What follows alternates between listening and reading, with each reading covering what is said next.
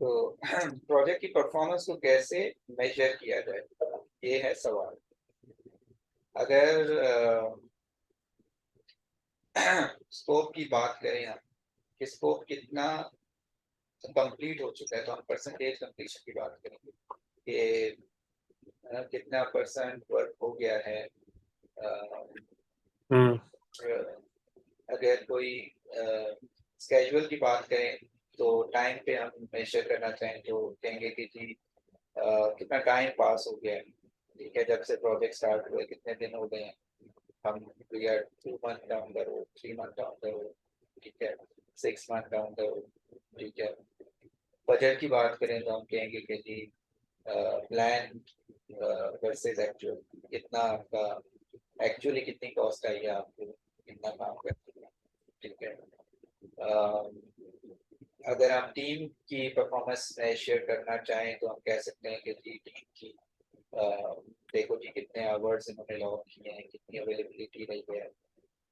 Team की performance देखते हैं कितना इनकी बेसिकली प्रोग्रेस क्या है, टीम वर्क क्या है। वेंडर्स की परफॉर्मेंस कॉन्ट्रैक्ट्स के अगेंस्ट आप देखते हैं कि कितने कंप्लाई कर रहे हैं कॉन्ट्रैक्ट्स की टर्म्स कंडीशंस को, ठीक है। और अगर आप क्वालिटी देखना चाहें तो आप देखते हैं कि जी आपके डिफेक्ट्स का रेशियो क्या है, कितने आपके जो है डिफेक्ट्स आ रहे हैं, कितने कितने जितने डिफेक्ट्स फ्री आपके प्रोडक्ट्स आ रहे हैं, कितने प्रोडक्ट्स में डिफेक्ट आ रहे हैं, या डिलीवरेबल्स में कितने इश्यूज आ रहे हैं। लेट से आप वैलिडेट करते हैं, वेरीफाई करते हैं स्कोर को, आप देखते हैं कि डिलीवरेबल में कोई डिफेक्ट है, आप हाईलाइट करते हैं तो नंबर ऑफ डिफेक्ट्स या जितने टिकट्स आप रेज करते हैं वो आप मेजर कर लेते हैं कि यार इतने जो है इश्यूज आ रहे हैं, इसका मतलब है प्रोडक्ट अच्छी क्वालिटी नहीं है। और रिस्क में आप देख सकते हैं कि रिस्क आपके performance based on risk response planning, कि आपके रिस्क के जो रिस्पॉन्सेज हैं वो कितने इफेक्टिव हैं रिस्क को मिटिगेट करने में, ठीक है। तो ओवरऑल आपका जो परफॉर्मेंस है वो इतने एरियाज में मेजर होती है। प्रोजेक्ट मैनेजर की परफॉर्मेंस रिपोर्ट बनाता है, वेदर वो स्कोप की हो, स्केड्यूल की हो, बजट की हो, रिसोर्सेज की हो, क्वालिटी की हो या रिस्क की हो।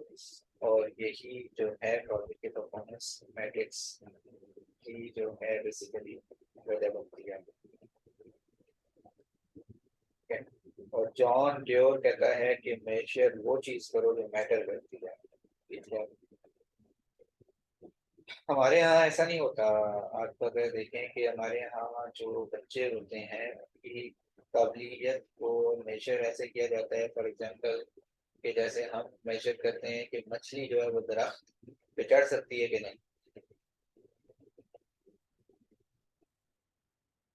मेजरमेंट के क्राइटेरिया हमारे बड़े अजीब है, हमारे नंबर्स का क्राइटेरिया बड़ा अजीब है। खैर ये तो एक साइड बात है। अच्छा, अगर आप देखें कि जो प्रोजेक्ट मैनेजर रिपोर्ट्स बनाता है वो कितनी टाइप्स की होती हैं, तो आपका एक माइलस्टोन स्केड्यूल है जिसपे आप हाई लेवल बताते हैं कि इतने माइलस्टोन जो हैं वो हमने अचीव कर लिए हैं।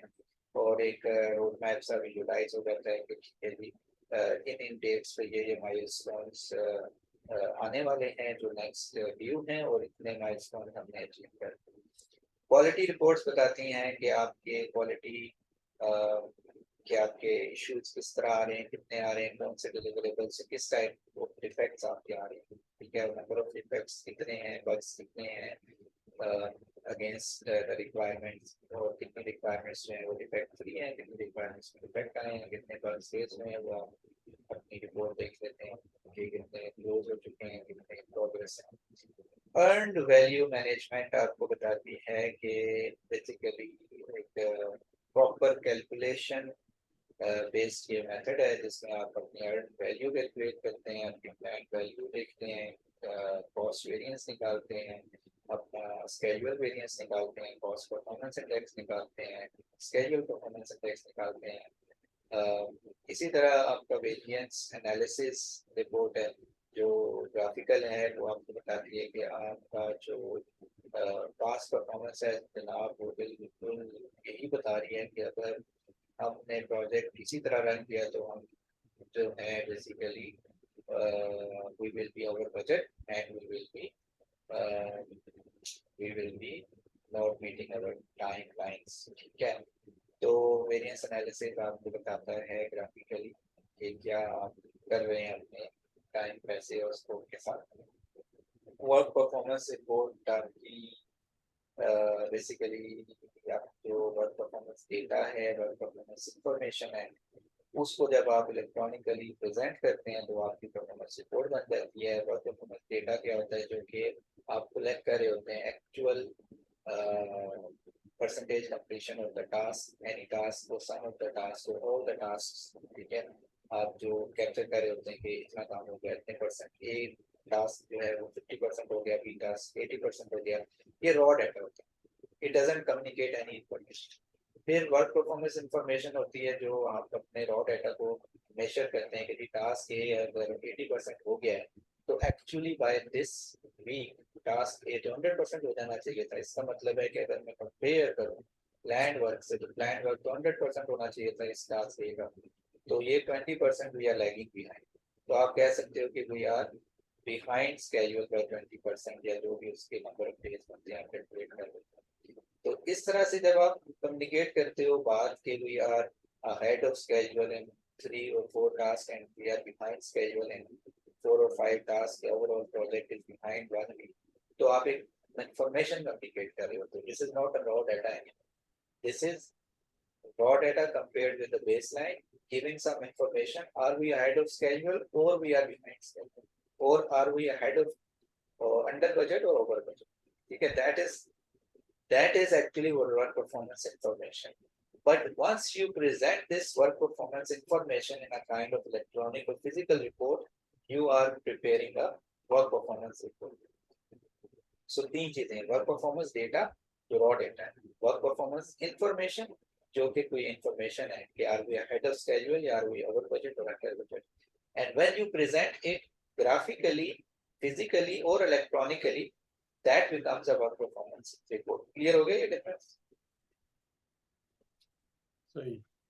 ठीक है, फिर आगे आपके डैशबोर्ड्स के visual indicators, can board, burn down chart, burn up chart, या फिर आपके पाई चार्ट्स जो बता रहे हो कि इतने टिकट्स क्लोज हो गए, इतने जो है बेसिकली स्टोरी पॉइंट्स हो गए क्लोज, इतनी बेसिकली हमने स्प्रिंट्स की परफॉर्मेंस या किसी भी किस्म के डैशबोर्ड आपको ओवरऑल पिक्चर बताते हैं कि जी स्प्रिंट की क्या हेल्थ है, इसमें कितने डिफेक्ट्स आए, कितने डेवलपमेंट टिकट्स क्लोज हुए, कितने स्टोरी पॉइंट्स बर्न हुए, वर्ल्ड डेवलपर की क्या प्रोग्रेस थी। तो वो डैशबोर्ड्स आपके प्रोडक्टिविटी डैशबोर्ड होते हैं, वो बताती है। ठीक है, अच्छा जी, तो अगला टॉपिक हमारा है जी कि हम स्कोप को कैसे मॉनिटर करते हैं when it comes to scope. तो स्कोप कंपेयर किया जाता है स्कोप बेसलाइन से। स्कोप बेसलाइन याद रखना तीन चीजों पे मुबनी होती है। एक उसमें होती है प्रोजेक्ट स्कोप स्टेटमेंट, दूसरा होता है उसमें WBS, तीसरा होता है उसमें WBS स्टेशनरी। ठीक है, ये आपकी बन जाती है स्कोप बेसलाइन।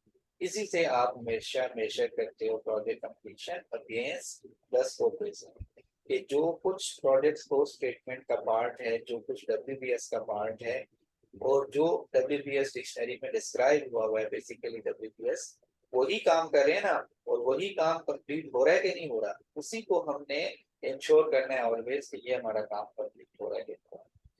अच्छा, ये तो आप उस प्रोजेक्ट में कह सकते हो जिसमें कन्वेंशनल प्रोजेक्ट्स होते हैं। ठीक है, जिसमें आप वाटरफॉल अप्रोच, ये जो आपको नजर आ रहा है ना, ये इसको मैं थोड़ा सा सर्कल करता हूँ। जब भी आपको ये साइन नजर आएगा ना तो वो बेसिकली कहना चाह रहे हैं हम वाटरफॉल प्रोजेक्ट की बात कर रहे हैं। ठीक है, ड्रिल डाउन है व्हाट। जब आपको ऐसा नजर आएगा ना तो आपको कि आप अपना फीडबैक लूप ले रहे हो, तब आप एजाइल या हाइब्रिड की बात कर रहे हो।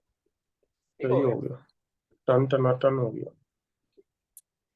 ओके, तो जब आपका स्कोप फिक्स नहीं होता तो आपका स्कोप इवॉल्व होता है। कैसे होता है? प्रोडक्ट रोड मैप आपका इवॉल्व होता है, उसमें नई स्टोरीज आती हैं, नए प्रोडक्ट फीचर्स आते हैं, उसके हिसाब से आप अपनी रिलीज डिसाइड करते हो कि what are the features we are taking into next release. ठीक है, वही आपकी रिलीज बैकलॉग भी बन जाती है।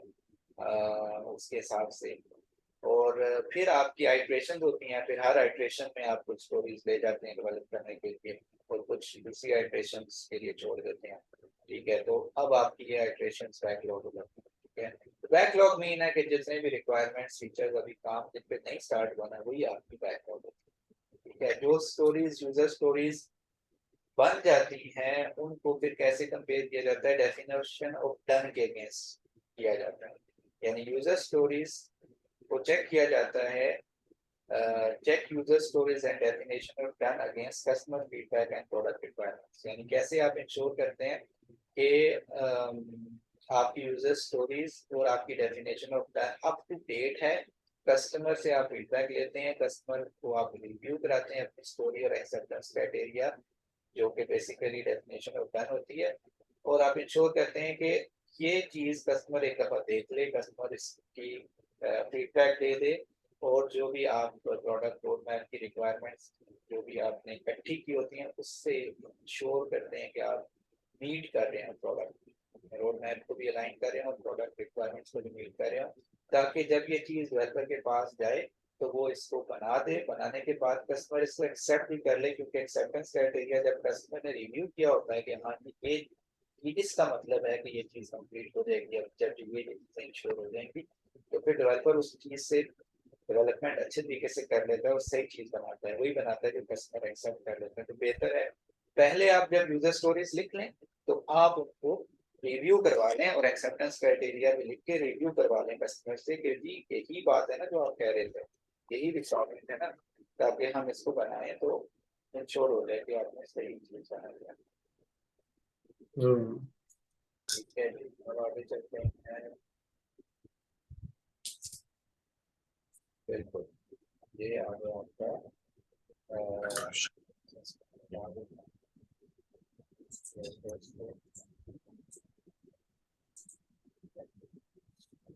Customer accepts completed deliverable. ठीक है, कस्टमर दो चीजें हैं, definition of ready, definition of done, acceptance criteria, hydration review. अच्छा, डेफिनेशन ऑफ रेडी क्या है जी और डेफिनेशन ऑफ डन क्या है?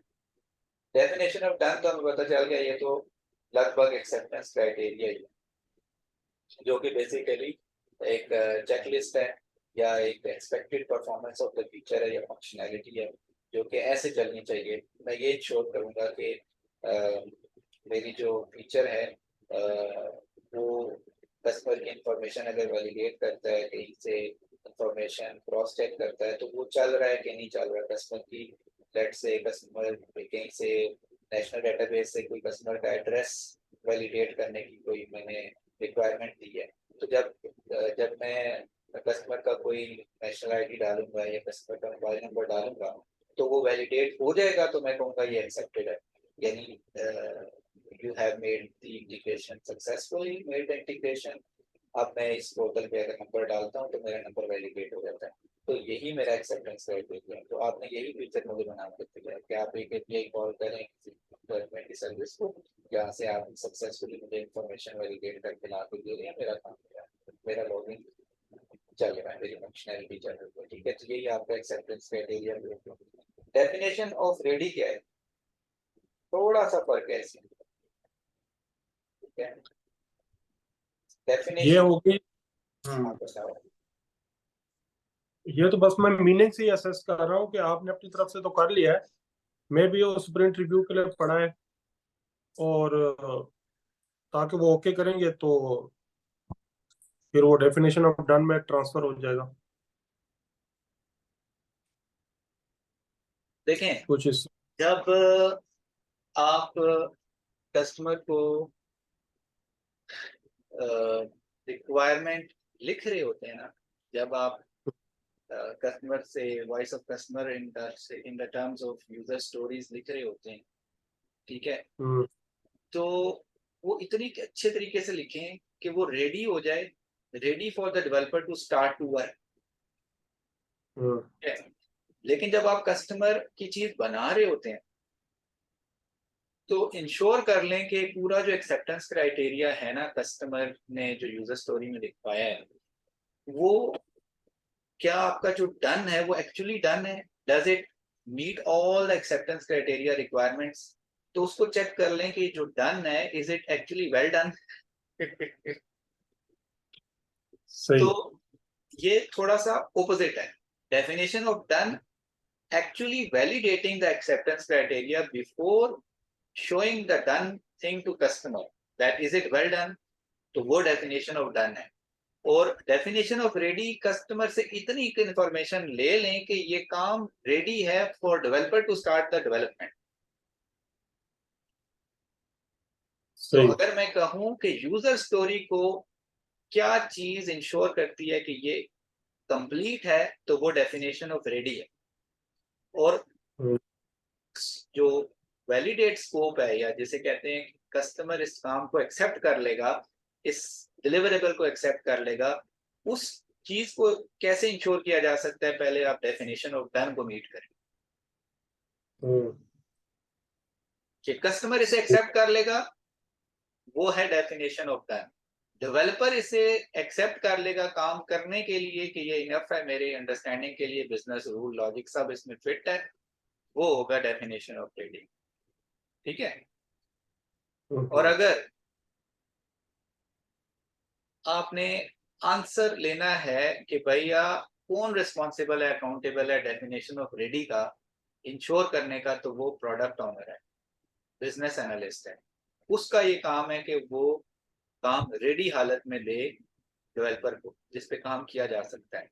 और डेवलपर का काम यह है कि वो डेफिनेशन ऑफ डन मीट करके काम एक्सेप्टेंस की हालत में कस्टमर को दे, यानी बैक टू प्रोडक्ट ऑनर दे कि भाई जाओ कस्टमर को ले आओ, दिखाओ उसको मेरा काम बिल्कुल डेफिनेशन ऑफ डन के मुताबिक है। सही सही सही। ठीक है। अगर डेफिनेशन ऑफ डन मीट नहीं हुई, तो डेवलपर जब डेमो दे रहा होगा तो डेवलपर को सुननी पड़ेगी, इवन प्रोडक्ट ऑनर को भी सुननी पड़ेगी। लेकिन अगर डेफिनेशन ऑफ रेडी ही ठीक नहीं थी, तो प्रोडक्ट ऑनर का भी कसूर था। तो फिर प्रोडक्ट डेवलपर ने तो वही बनाना है जो कि डेफिनेशन ऑफ रेडी में था। ठीक है। हम्म, तो अगर रिक्वायरमेंट सही नहीं ली गई तो फिर प्रोडक्ट ऑनर का कसूर है। लेकिन अगर चीज सही डिफाइन की हुई एक्सेप्टेंस क्राइटेरिया में, लेकिन प्रोडक्ट के डेमो में फेल हो रही है, तो इसका मतलब है कि उसको अच्छे तरीके से वैलिडेट नहीं किया गया कोड के लेवल पे, डेवलपमेंट एनवायरनमेंट में, टेस्टिंग में, इंटरनल टेस्टिंग में, क्यूए में कहीं ना कहीं इंश्योर नहीं किया गया कि पूरा एक्सेप्टेंस क्राइटेरिया मीट करता है। हम्म, ठीक हो सही गया। हो गया। आई होप कि ये आपको कंसेप्ट क्लियर हो गया। ठीक है। तो कस्टमर तब करेगा एक्सेप्ट कंप्लीटेड डिलीवरेबल्स को जब आपके जो हैं ये चीजें मीट करेंगी।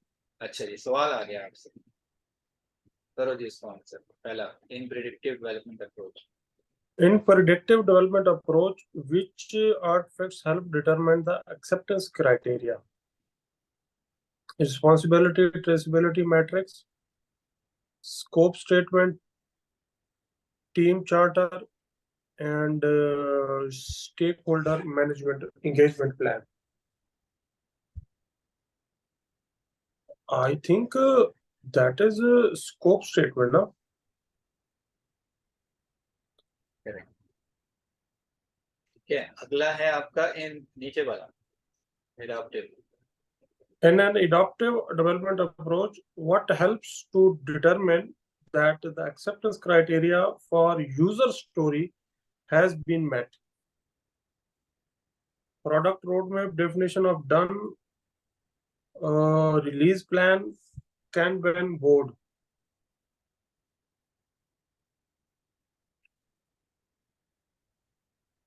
That will go with the definition of done, I think. Correct correct, hmm, बिल्कुल सही समझा आपने। सही होगा। अब आ जाते हैं स्केजुअल की परफॉर्मेंस पे। ठीक है जी, कैसे मेथड्स हैं आप परफॉर्मेंस देखते हैं ओवर द टाइम? कैसे गैन चार्ट पे देखते हैं कि भाई एक वीक गुजर गया, 10 वीक गुजर गए, 12 वीक गुजर गए, कितनी प्रोग्रेस हुई है प्रोजेक्ट। ठीक है, उसके भी तरीके हैं। ठीक है, गैन चार्ट आपको इजीली शो करता है कि टास्क की जो डिपेंडेंसीज हैं वो क्या है, और विजुअल रिप्रेजेंटेशन दिखाता है प्रोजेक्ट की in terms of completion against the plan, ठीक है। मेरा इंटरनेट कनेक्शन थोड़ा स्लो है, कंफर्म करना आपको आवाज आ रही है? आवाज आ रही है लेकिन उसी तरह कट जाती है बीच में।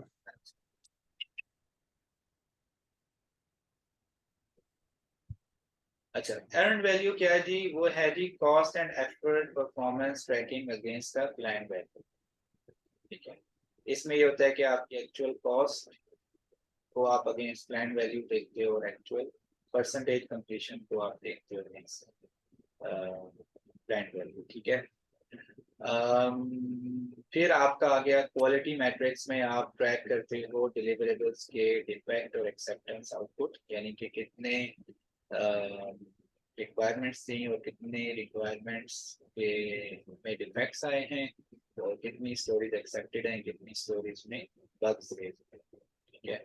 Variance analysis shows where the project is against where it should B.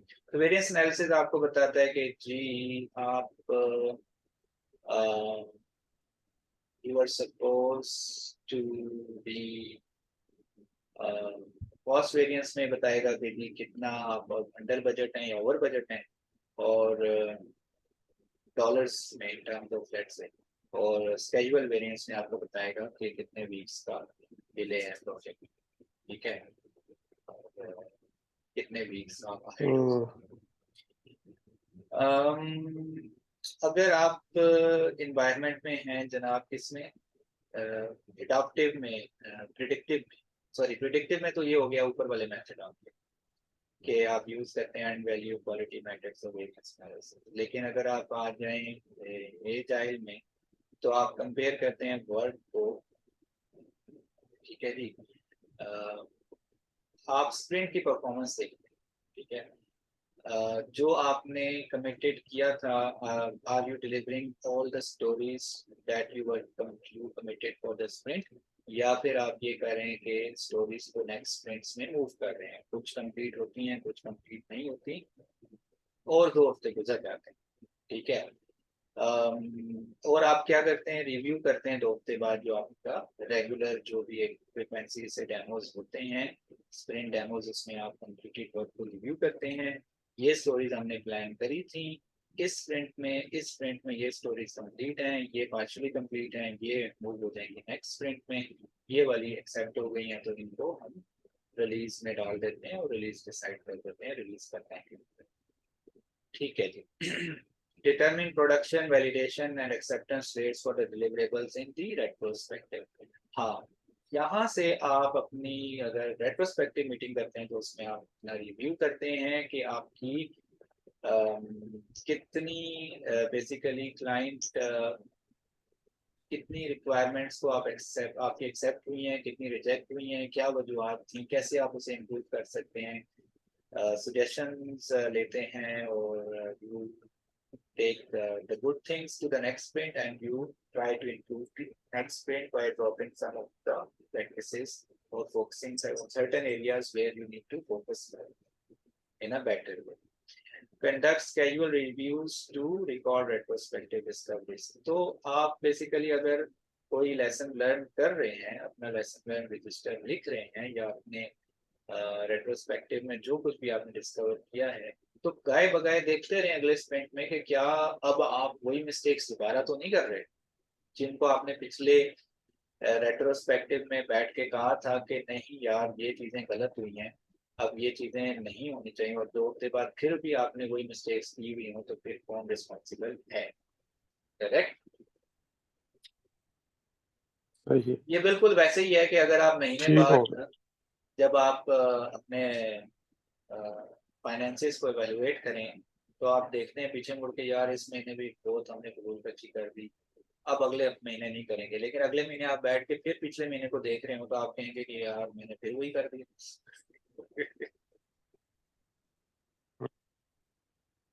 सही हो गया। ऐसे ही है, हम बहुत दफा ऐसे ही करते हैं कि इस दफा ये खर्चा नहीं करना, अगली दफा उससे भी डबल कर देते हैं। और ये हमारे पैटर्न्स हैं, हमारे जब वीकेंड्स आते हैं ना तो हमारी जो टेम्पटेशन है ना वो ऊपर नीचे हो जाती हैं, हम शॉपिंग भी कर देते हैं, हम बाहर से भी खा लेते हैं। और फिर हम जब महीने के बाद एनालाइज करते हैं, कहते हैं यार कुकी की तसी थी, कुकी की तसी, और नहीं करना इस बारी, फिर वीकेंड आता है फिर वही काम करते हैं।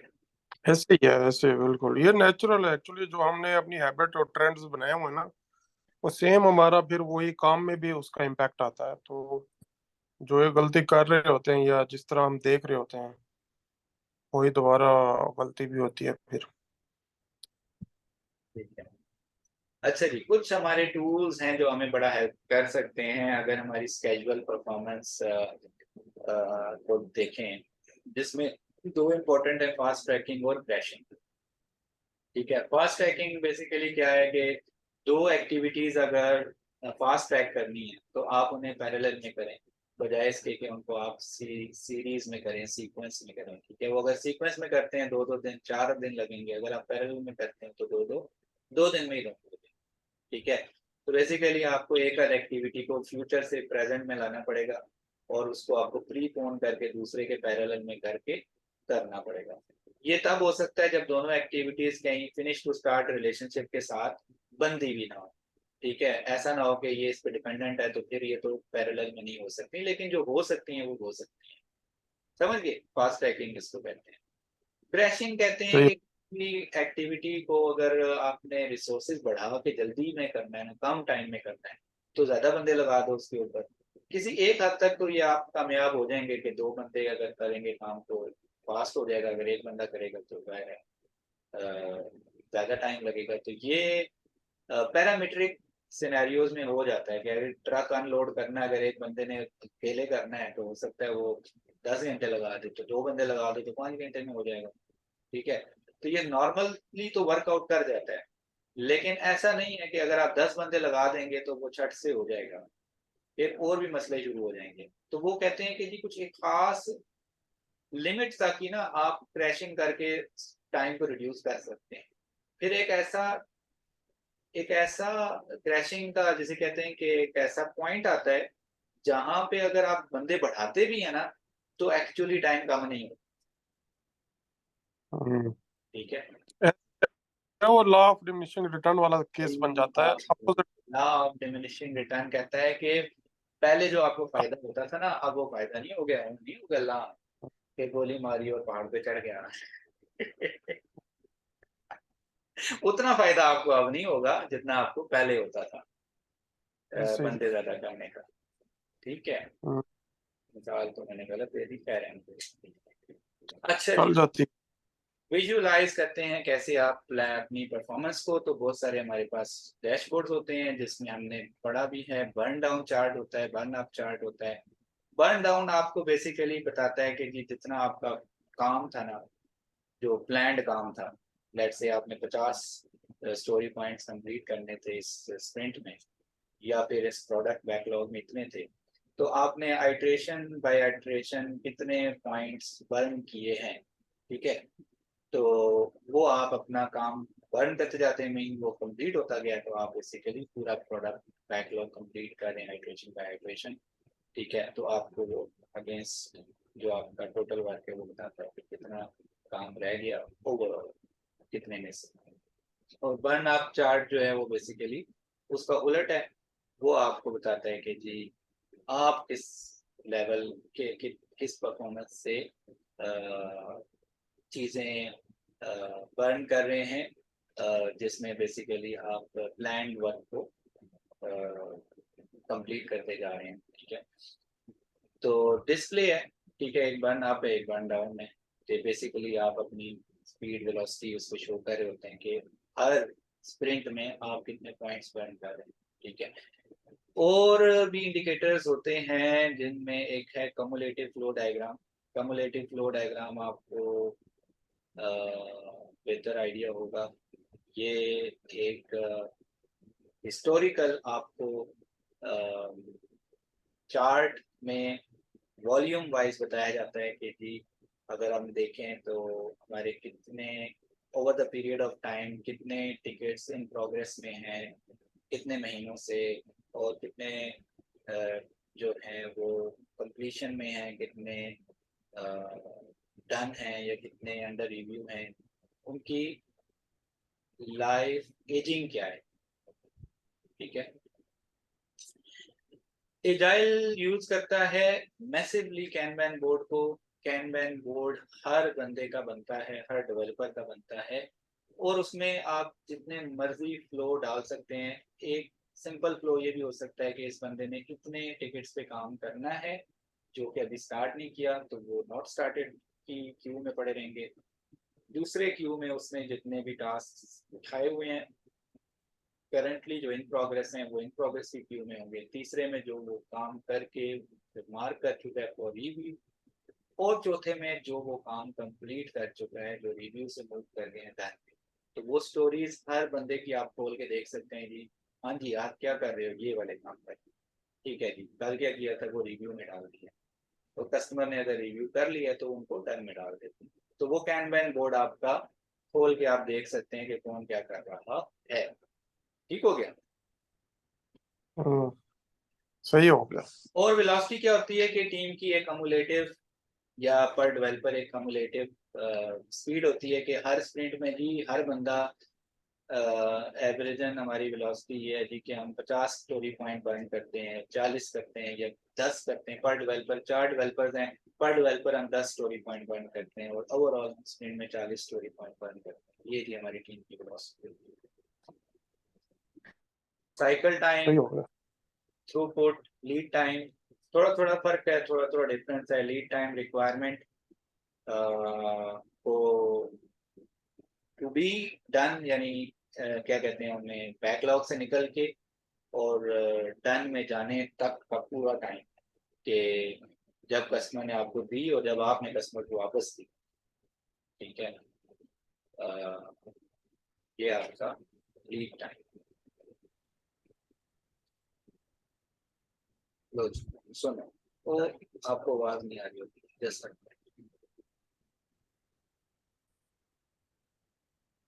Transmitted to the brain is visual. 90% of all the information transmitted to the brain is Are you visual. able to hear it? Not surprisingly, visuals are processed Yes. 60,000 times faster than text. We are wired to automatically interpret patterns for instant comprehension with almost zero effort. Want to see some examples? What do you see right away? A different shape. And with this one, a different size. And with this one, a different color. That brings us to an information radiator. An information radiator is a type of visual control that displays project information in a place where passersby can see it and get information without having to ask questions. The far left column of this example starts with the project charter. This lists the project's primary objectives, key features, and cautions and risks. It also lists those who have key roles in the project's completion: the product owner, the architecture owners, and the team lead. Finally, it provides a glossary of project terms which may not be widely known. The next column of this example indicates any impediments and blockers that are slowing or preventing progress on the project. This includes both known and outstanding blockers, and those that have been mitigated or completed. The bottom of this column provides a convenient place for the color coding to reside. In this case, green for done, blue for started, red for blockers, and yellow for dependencies. The large center section of this example shows the product backlog. It also shows the iteration backlog, the specific tasks being worked on by members of the team in the current iteration. The far right section of this example shows the iteration burn down, the rate at which the team is burning through its customer stories. This can tell the team whether they are on track, ahead, or behind the committed work. It also shows the release burn up. This monitors progress of release commitment iteration by iteration and gives the team a projection of when they will meet their release goal. And finally, it shows working agreements. These agreements detail how the team will work together and what they can expect of each other. Of course,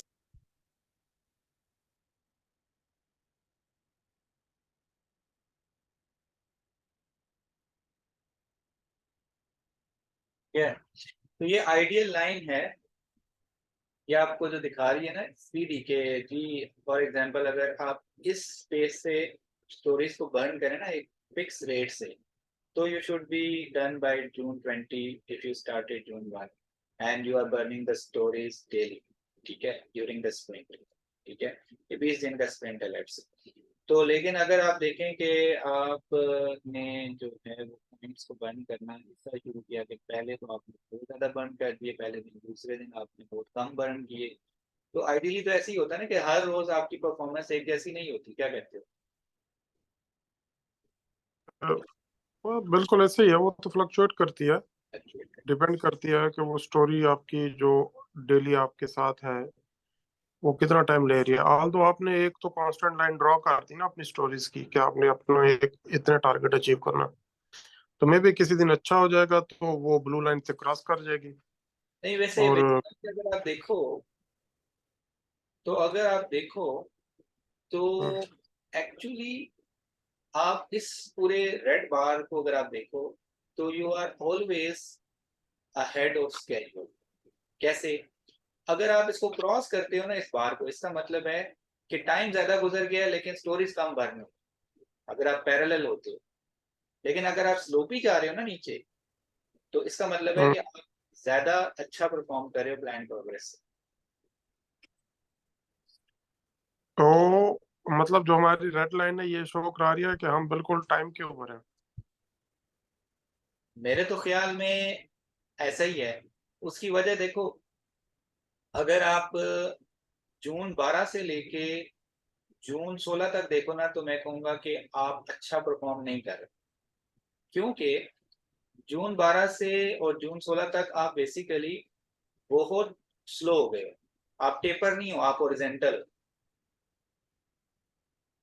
हाँ हाँ, मुझे समझ आ गई, क्योंकि जितना gap ज्यादा होगा इसका मतलब है कि आप अगर नीचे से की तरफ ज्यादा गैप है तो आप अंडर परफॉर्मेंस में है, आप परफॉर्म नहीं कर रहे, ना ना ना आप ना, बहुत स्लो।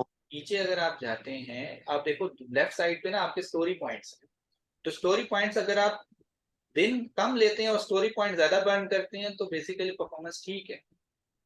लेकिन अगर आप दिन ज्यादा लेते हैं, हॉरिजॉन्टल जाते हैं, तो आपकी परफॉर्मेंस ठीक नहीं है, क्योंकि आप 2-4 दिन ले रहे हैं उतने ही स्टोरी पॉइंट बर्न करने के लिए जो आपको एक दिन में करने चाहिए। तो आप स्लोली जाते हैं ना, मैं क्यों कह रहा हूँ आप 12 से। अब मुझे मुझे समझ आ गया, मिसाल के तौर पे अगर 1 जून पे देखें तो आपने 180 स्टोरी पॉइंट बर्न किए, लेकिन उसके कंपैरेटिव अगर आप देखें 19 जून को 20 जून को मे भी तो आपने 10 12 15 बर्न किए। नहीं नहीं नहीं, 180 नहीं, 180 टोटल से आपने स्टार्ट किया था जून 1 पे ना, 180 आपने टोटल थे आपके, तो 180 से आपने स्टार्ट किया, जून 2 पे आपने 160 पे 165 पे पहुंच गए, ठीक है। तो बेसिकली आपने 185 से स्टार्ट किया कहीं, और 165 पे आपने 20 स्टोरी पॉइंट एक दिन में बर्न कर दिए। लेकिन नेक्स्ट डे जून 2 से जून 3 तक आपने सिर्फ 5 स्टोरी पॉइंट बर्न किए, 160 से 165 पे आप पहुंचे, 165 से 160 पे पहुंचे। अगले दिन आपने फिर 10 पॉइंट बर्न कर दिए, ठीक है, फिर आप हर रोज 10 पॉइंट बर्न करते रहे। लेकिन जून 7 से 8 तक आपने फिर 5 किए, फिर 9 से 8 से 9 तक आपने फिर 10 कर दिए, फिर 10 से 11 आपने फिर 5 किए, और फिर इसी तरह अगर आप देखो ना कि टोटल काम आप कम करते जा रहे हो, नो इसमें कोई शक नहीं, लेकिन आपकी जो पेस है ना वो वेरी कर रही है। लेकिन फिर भी अगर आप देखो by the time let's say जून 11, आपके जो बैकलॉग में ना 85 पॉइंट पड़े होने चाहिए थे, लेकिन जून 11 को आपके बैकलॉग में सिर्फ 45 पॉइंट पड़े हुए हैं। इसका मतलब है you are ahead, quite ahead of schedule. मतलब 11 जून को अगर ब्लू डॉट को देखा जाए तो वो ये कह रहा है कि आप 80 आपके पास होने चाहिए थे, बाकी सही हो, बकाया 200 में से। बाकी, लेकिन आपने अपने काम को परफॉर्म करके आपने रेड डॉट जो शो करा रहा है वो 40 45 के करीब करीब शो हाँ, करा रहा है। ओवरऑल आप इस पे पहुंच चुके हो। हाँ, तो इसका मतलब है कि you are doing well, you are ahead of you know planning से आगे हैं आप, बिल्कुल सही जा रहे हैं फिर तो आप।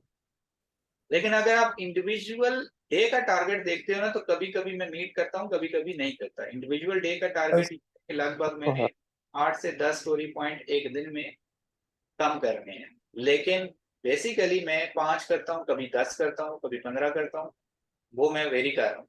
तो ओवरऑल मैं ठीक जा रहा हूँ। मैंने क्यों कहा कि अगर आप परफॉर्मेंस फ्रॉम 12 जून से 16 जून देखो तो वो बहुत गंदी है 4 दिन की, बजाय इसके कि आप शुरू में देखो आप कितनी अच्छी आ रहे थे। आप देखिए, आप 10 से 15 पॉइंट बर्न कर रहे थे, लेकिन इन 4 दिनों में आपने मिल करके भी 40 से बमुश्किल 25 तक आए हैं। आप 15 पॉइंट आपने बर्न किए हैं 4 दिनों में, यानी 13, 14, 15, 16, 17, नहीं 16 तक। समझ रहे ना बात मेरी? समझ गया, क्योंकि मैं ये आपको एक और भी चीज इसमें शेयर करता हूँ। ये जो ब्लू डॉटेड लाइन है, ये हमारे प्लान स्टोरी पॉइंट थे, हम्म, ठीक। और ये जो हमारे रेड हैं, ये हमारे एक्चुअल परफॉर्मेंस के ऊपर थे। तो ऑब्वियसली जैसे जैसे ये नीचे की तरफ ज्यादा आ रहे हैं, इसका मतलब है हम ज्यादा स्टोरी पॉइंट अचीव कर रहे हैं, और उतने दिन कम भी कंज्यूम कर रहे हैं, और अपने प्लानिंग से आगे भी हैं। तो इसको आपने ये खत्म हम कर दिया, देखो हम्म, जो 20 को खत्म होना था आपने 19 को कर लिया। ऐसे ही बिल्कुल। ठीक हो गया। और बर्न अप चार्ट देखो, बर्न अप चार्ट थोड़ा सा डिफरेंट है। हम्म, ठीक है, यहाँ पे आप टास्क की जो प्रोग्रेस है उसे एक्युमुलेट करते रहते हो। एक आइट्रेशन हुई तो बेसिकली आप 0 से ऊपर जा रहे हो कितने, बेसिकली एक स्प्रिंट गुजरा आपने 10 पॉइंट बर्न किए, दूसरा गुजरा 20 कर दिए, तीसरे में आपने 45 तक पहुंच गए। तो basically this is just the other way of looking at the things getting done iteration by iteration. सही हो गया। करते जा रहे हो। ओवरऑल आप आइट्रेटिव में क्या होता था कि आप you develop feature and then build another feature on top of that, then build another feature on top of that. वो जो फीचर ड्रिवन डेवलपमेंट है ना, उसका दूसरा नाम आइट्रेटिव डेवलपमेंट भी है। ये आइट्रेटिव में ज्यादा मेक सेंस करता है। सही हो गया। दूसरा आपका प्रोडक्ट इवॉल्व होता जाता है आइट्रेशन बाय आइट्रेशन। ठीक हो। लेकिन अगर इसमें आप एक बात और नोट करो कि जो कस्टमर की रिक्वायरमेंट थी ना, वो भी फीचर्स भी कोई स्टेडी नहीं रहते, वो भी बढ़ते रहते हैं। यानी अगर आप देखो पिछले चार्ट में क्या था कि आपके बैकलॉग कंफर्म हो गई थी कि जी इतने आपके बैकलॉग आइटम्स हैं, तो आपका एक प्लान बन गया था, ठीक है जी इस स्प्रिंट में हमने 20 जून तक हमने इस पेज से चलना है, डेली इस पेज से बर्न करने हैं स्टोरी पॉइंट्स। ठीक है, ये तो आप अपना प्लान वर्सेस एक्चुअल इससे बहुत अच्छे तरीके से मेजर कर रहे हो। लेकिन यहाँ पे आप देखो कि कस्टमर का जो रेट ऑफ इनकमिंग वर्क है ना, वो बढ़ जाता है आइट्रेशन 5 के बाद, वो उठ के 120 पे चला गया है। अच्छा, एक दो चीजें हैं। जो पिछला चार्ट है ना, वो अट्रेशन बेस्ड के ऊपर है, और ये वाला चार्ट रिलीज बेस्ड के ऊपर है। और आई थिंक ये पिछले वाला थोड़ा सा मुख्तलिफ है। क्यों? ये एक्सेप्टेंस को भी कंसिडर कर रहा है यहाँ पे, और आई थिंक वर्क डन को भी कंसिडर कर रहा है, क्योंकि हम रिलीज स्टेज पे हैं। तो यहाँ पे अट्रेशन ये पे अप्रूव होके रिलीज भी हो गया है यहाँ पे, क्योंकि पैरेलल अगर देखें एक्स एक्सिस पे हॉरिजॉन्टली, तो अट्रेशन की वैल्यू है, उधर नंबर ऑफ डेज।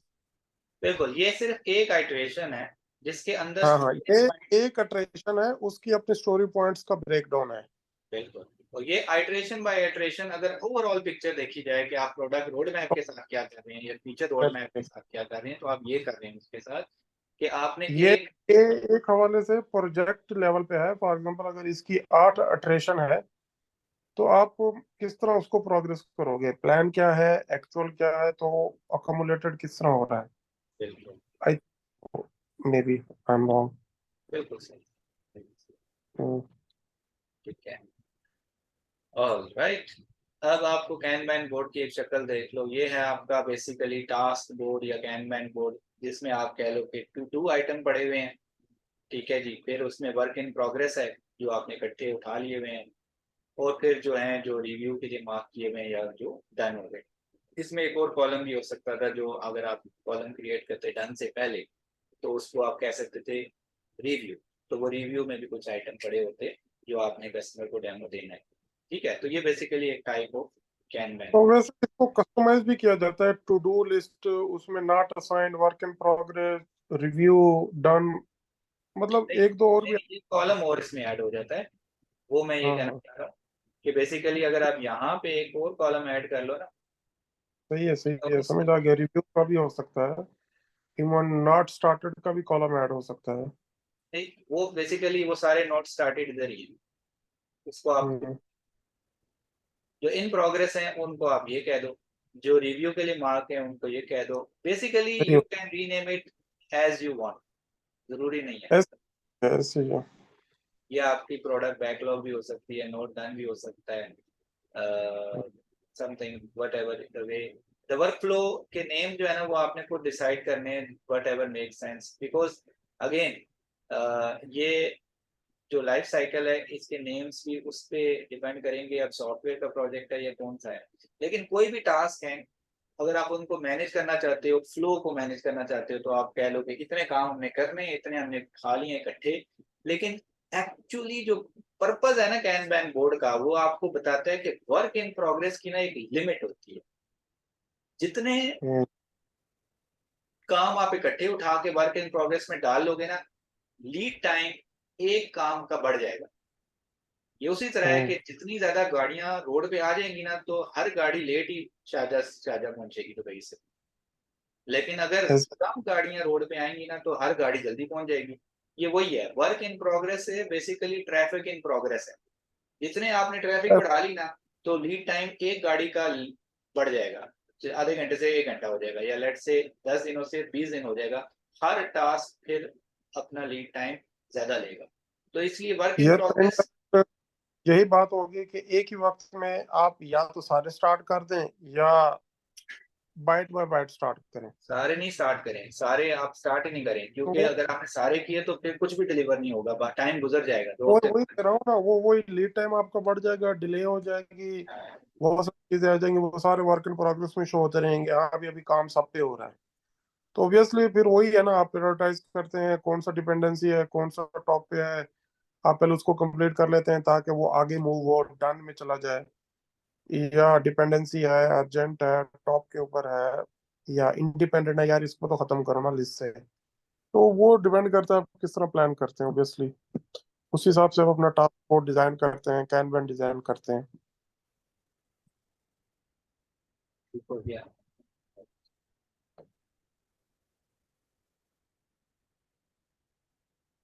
टीम की वेलोसिटी क्या है? टीम के जो रेट है, पेस है, जिस स्पीड से वो number of story points complete करें ईच आइट्रेशन में, ठीक है जी, वो आपकी वेलोसिटी है। अगर आप उसको मेजर कर रहे हैं तो आप देखें कि हर स्प्रिंट में, हर आइट्रेशन में आप कितने पॉइंट्स बर्न करते हैं। लेट्स से वीकली आपकी आइट्रेशन हो रही है, तो एक आइट्रेशन में आपने 100 पॉइंट्स बर्न किए 14 जनवरी को। 21 जनवरी को जो आइट्रेशन कंप्लीट हुई उसमें आपने लेट्स से 90 कर दिए, दूसरी में आपने 110 कर दिए 28 जनवरी वाली। तो इसी तरह आपकी वीकली जो आइट्रेशन कंप्लीट हो रही है उसमें आपकी क्या वेलोसिटी है, एक्चुअल वेलोसिटी क्या है। ठीक है, एक कंसेप्ट आपका वेलोसिटी है जो कि एक मैट्रिक है, नंबर है। ये एक एवरेज वेलोसिटी टीम के साइज के मुताबिक निकाली जाती है। लेकिन देखा जाए तो हर डेवलपर हर स्प्रिंट में, जो 2 हफ्ते का स्प्रिंट होता है, उसमें ज्यादा से ज्यादा 10-15 स्टोरी पॉइंट ही कंप्लीट कर पाता है। अब इट डिपेंड्स कि ये स्टोरी पॉइंट रिलेटिव स्केल पे कितना कॉम्प्लेक्स होता है ईच। लेकिन एवरेजन टीम की वेलोसिटी जो है वो इंडिविजुअल की वेलोसिटी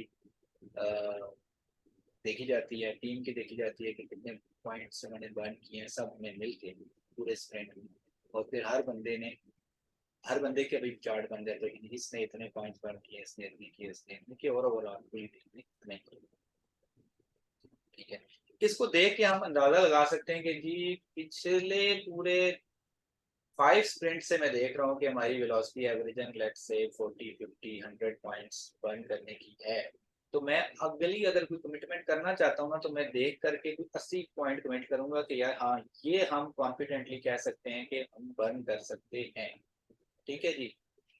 तो वो मैं डिलीवर भी कर पाऊंगा। अगर मेरी वेलोसिटी बेसिकली 40 है और मैं 80 का काम कमिट कर लूँ, तो फिर मैं बेसिकली टीम की कैपेसिटी से या टीम की बेसिकली वेलोसिटी से बढ़ के काम उठा रहा हूँ, तो definitely I will not be completing it और I will failing short of my promise, right? ऐसे ही है।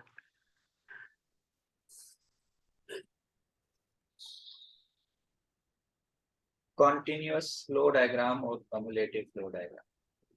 ठीक है, ऑल राइट। इसमें आप देखो कि कितने आइटम्स आपकी क्यू में हैं, वो बैकलॉग है, कितने आपने स्टार्ट किए हुए हैं, कितने आपने स्टार्ट कर देने हैं ज्यादा, तो लीड टाइम हो जाएगा ज्यादा। ठीक है जी, क्योंकि जितना आपका वर्क इन प्रोग्रेस है और उस हिसाब से फिर आपका लीड टाइम भी ज्यादा हो जाएगा। ठीक है, और डन तो डन है, कम्युलेटिवली आप देख रहे हो। ठीक है, तो जितना काम अभी कंप्लीट नहीं हुआ और प्रोग्रेस में है, वो आपका वर्क इन प्रोग्रेस है। लीड टाइम क्या है? Length of the time item goes through the entire process, यानी क्यू से निकल के डन तक पहुंचने में उसको कितना टाइम निकला लगा ग्राउंड से पर्पल बनने में इस चार्ट में। साइकिल टाइम क्या है? स्टार्ट होने के बाद डन होने तक कितना टाइम लगा उसको। ठीक है, और वर्क इन प्रोग्रेस कितना टाइम वो ब्लू में रहा, यानी इतने टाइम वो वर्क में प्रोग्रेस में रहा। ठीक है, और थ्रूपुट क्या है? नंबर ऑफ आइटम्स एंटरिंग और existing the system at particular instant, कहीं से भी आप इसको मेजर करते हैं।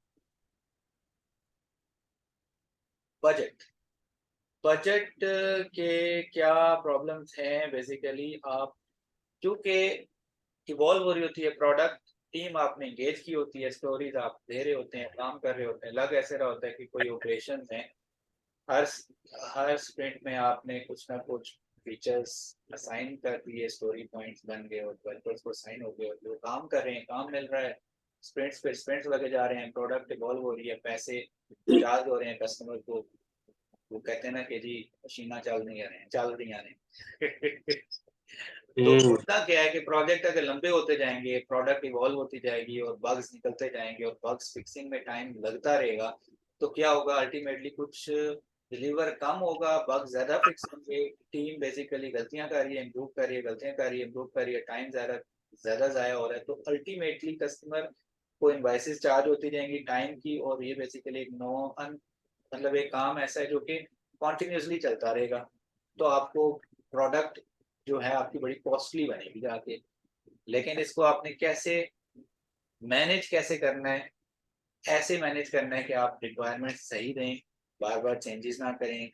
ठीक है जी, अप्रोच प्रोडक्ट की हाँ करें, अगर प्रोडक्ट के कंपेटिटिव एडवांटेज में देखते हैं तो करें, रिस्क को अच्छे तरीके से मैनेज करें। ठीक है जी, और इस तरीके से आप बजट के चैलेंजेस को ओवरकम कर सकते हैं। अर्न वैल्यू मैनेजमेंट में मैंने बताया कि आप परफॉर्मेंस मेजर करते हो एक्चुअल कॉस्ट को प्लान कॉस्ट के अगेंस्ट या एक्चुअल स्केड्यूल को प्लान वैल्यू के अगेंस्ट आप मेजर करते हो। प्रॉपर फार्मूलाज के थ्रू आप ये करते हो, अपना अर्न वैल्यू निकालते हो, प्लान वैल्यू निकालते हो, एक्चुअल कॉस्ट परसेंटेज कंप्लीशन निकालते हो। प्रोजेक्ट की प्रोग्रेस बेसिकली आप स्केड्यूल के अगेंस्ट और बजट के अगेंस्ट जो एक्चुअल कॉस्ट की परफॉर्मेंस को आप मेजर करते हो फॉर्मूलाज की मदद से। और फिर आप फोरकास्टिंग भी कर सकते हो। अर्न वैल्यू मैनेजमेंट आपको हेल्प आउट करती है कि भैया अगर इस पेस से चलते रहे ना, तो फिर तो प्रोजेक्ट बहुत लेट कंप्लीट होगा, या फिर जब कंप्लीट होगा तो बजट कितना ज्यादा लग चुका होगा। तो अगर आप कुछ पुराने अपने जो लॉसेस हैं उन्हें ओवरकम करना चाहते हो, तो पेस बढ़ाओ ताकि बजटेड लाइन को मीट करो, और फिर बजटेड लाइन को मीट करके और भी कंपनसेट करने की कोशिश करो जो लॉस्ट वर्क है। तो यानी कि अपनी इंप्रूव करो कॉस्ट परफॉर्मेंस इंडेक्स, या अपना स्केड्यूल परफॉर्मेंस इंडेक्स जो कि डिग्रेड हो गया उसको इंप्रूव करो। ठीक है, तो इसके फार्मूलाज हैं वो हम देख लेते हैं। सबसे पहले तो एक्चुअल कॉस्ट है, वो बेसिकली एक्चुअली कितना पैसा लग गया आपका, ठीक है। आप अगर इसको मिसाल के तौर पे लेना चाहो तो ये 4 दीवारें हैं। अगर मैं आपको कहूँ कि $4000 देता हूँ, हर दीवार को आपने $1000 में पेंट करना है और 4 हफ्ते देता हूँ, ठीक है। तो अगर मैं कहूँ कि 2 हफ्ते के बाद आकर के भैया क्या परसेंटेज कंप्लीशन है, तो आप कहते हो कि एक दीवार तो 90% कंप्लीट हो गई और दूसरी 80% कंप्लीट हो गई। तो मैं कहता हूँ भाई, suppose to be you are suppose to be done by 100% of this wall and 100% of this wall. तो दोनों ही ऐसे वॉल्स के ऊपर आपने 90 और 80% की प्रोग्रेस की है। तो आप तो basically definitely you are behind schedule. अच्छा जी, कॉस्ट का क्या हाल है? लो जी, इसके ऊपर 1200 लग गए, इसके ऊपर 1200 लग गए 90% कंप्लीट करने पे, और इस पे 800 लग गए हैं, लेट से 900 लग गए 800 कंप्लीट करने पे। तो कॉस्ट का भी यही हाल है। कॉस्ट में भी आपका बेसिकली बड़ी गंदी परफॉर्मेंस है। 1000 लगना चाहिए था 100% कंप्लीट करने पे, 1200 लग गए 80% कंप्लीट करने पे। तो कॉस्ट में भी आप ओवर बजट जा रहे हैं, राइट? बिल्कुल ऐसे ही है। ठीक है। तो अर्न वैल्यू अगर मैंने निकालनी हो तो मैं ये करूंगा कि जो परसेंटेज कंप्लीशन है ना 80%, उसको मैं मल्टीप्लाई कर दूंगा प्लान वैल्यू से। तो प्लान वैल्यू क्या थी जी? So by end of second week आपको एटलीस्ट ये भी 100% होना चाहिए था, वो भी 100% होना चाहिए। तो 80% आपका काम हुआ है। तो आपने जो जिस वर्थ का काम कंप्लीट किया है ना, वो 800 का काम कंप्लीट किया है। बेसिकली आपको 1000 का काम कंप्लीट करना चाहिए था। जो आपका काम है, अगर सेल करूँ ना, मुझे क्या मिलेगा? हम्म What I will earn by selling the amount of work that is done। सही ठीक है, सही। वो आपकी अर्न वैल्यू की कमाया है जी, की कमाया है। एम ही है। की फटिया है। अच्छा, सही आज बड़ा फ्री स्टाइल लेक्चर हो रहा है। होना भी चाहिए। और प्लान वैल्यू जो है, जो मैंने ऑथराइज किया था आपको, पूरा बजट, लेट से बजट एट कंप्लीशन क्या है जी कि $4000। मैंने आपको 1000 सारी साइडों का दिया था, तो हर साइड की प्लान वैल्यू 1000 है। या अगर एंड ऑफ सेकेंड वीक में देखना चाहूँ तो 1000 जमा 1000 2000 वर्थ का वर्क प्रोड्यूस भी होना चाहिए था और 2000 लगना भी चाहिए था। हो सकता है आपने हम्म, 2200 लगा दिया और काम आपने 1600 का कंप्लीट किया। तो प्लान वैल्यू समझ में आ गई, अर्न वैल्यू समझ में आ गई, एक्चुअल कॉस्ट भी समझ में आ आगे गया। आगे। और अर्न वैल्यू कैसे कैलकुलेट करते? मैंने कहा कि अगर परसेंटेज कंप्लीशन मालूम है और बजटेड कॉस्ट मालूम है, एक साइड की बजटेड कॉस्ट 1000 थी, परसेंटेज कंप्लीशन 80 है, अर्न वैल्यू आपकी 800 आ गई, हो गया। प्लान वैल्यू आपकी 1000 थी। ठीक होगा। समझ रहे हैं ना? अच्छा जी, डन। अगर आपके पास अर्न वैल्यू भी आ गई और प्लान वैल्यू भी आ गई है तो सिंपल है, स्केजुअल वेरिएंस कैसे निकलेगा? अर्न वैल्यू से प्लान निकाल दो, स्केजुअल वेरिएंस आ जाएगा। स्केजुअल में फॉर एग्जांपल मैंने कहा था जी हम तो बिहाइंड स्केजुअल हैं। कैसे? मैंने कहा जी कितना कंप्लीट होना चाहिए था? 100%। तो 100% का 1000, प्लान वैल्यू क्या थी 1000, और कितना वर्थ का काम किया जी? 800 का। तो 800 में से मैं हाँ अगर तो डालूंगा तो -200 होगा ना। सही हो गया। माइनस तो हुई ना यहाँ पे अर्न वैल्यू, स्केजुअल तो फिर वेरिएंस -200 आएगा। -200 आया तो मैं बिहाइंड स्केजुअल चला गया। हम्म अगर पॉजिटिव वैल्यू आती है तो मैं अबव स्केजुअल हूँ, अगर नेगेटिव वैल्यू आती है तो मैं बिहाइंड स्केजुअल। डन हो गया। अगर 0 आ गया तो मैं ऑन स्केजुअल। अच्छा, डन डन डन। यही स्केजुअल परफॉर्मेंस इंडेक्स भी निकल आता है इसको डिवाइड करने से। पीवी को पीवी से डिवाइड कर दो तो 1 आना चाहिए। इक्वल हो गए ना तो 0 भी आएगा, माइनस करोगे तो 1 आएगा, डिवाइड करोगे। बिहाइंड स्केजुअल तब होगा जब लेस देन 1 होगा।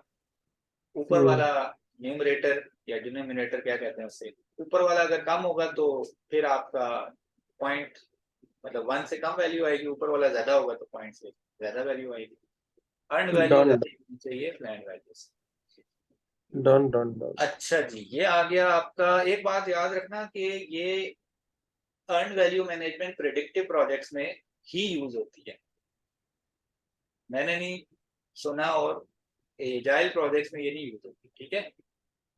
डन हो गया, डन हो कॉस्ट गया। Performance, cost variance, actual cost भी साथ साथ देख ले रहे हैं। मैंने कहा 1200 लगा दिए, 800 का काम कंप्लीट किया है तो 1200 एक्चुअल कॉस्ट है, 800 का काम कंप्लीट किया है तो 800 में से 1200 निकालो तो कॉस्ट वेरिएंस आ जाएगा। कितना पैसा एक्स्ट्रा लगा दिया भाई, 800 माइनस 1200 कितना, 400 800 मिनट लगा दिया। इस पे भी सही हो वही है कि अगर माइनस है तो ओवर बजट है, प्लस है तो अंडर बजट है, और अगर डिवाइड करोगे तो इंडेक्स आएगा, इंडेक्स लेस देन 1 गंदा, ग्रेटर देन 1 अच्छा।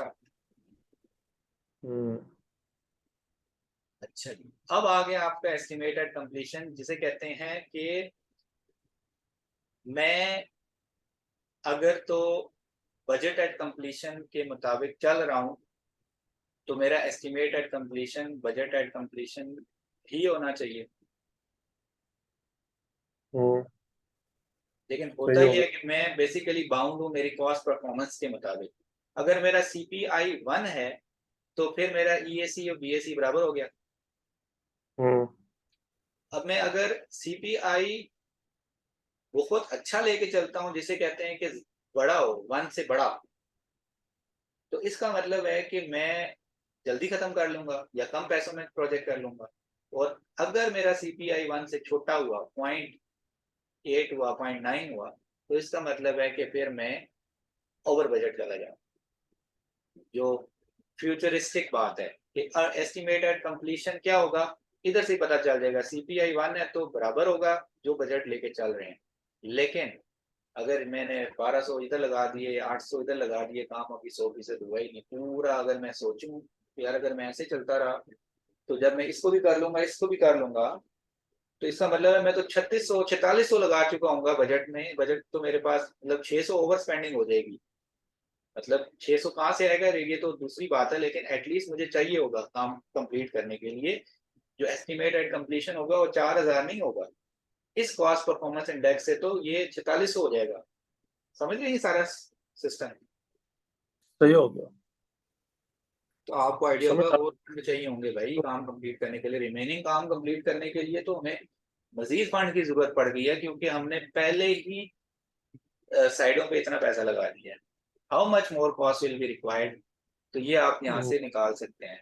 ठीक है, कैसे, what will the project cost in total. हाँ, एस्टिमेटेड कंप्लीशन है कि पूरा मेरा प्रोजेक्ट 4600 कॉस्ट करेगा, इसका मतलब है how much the project will cost in total, 4000 कोई नहीं, ठीक है 4600।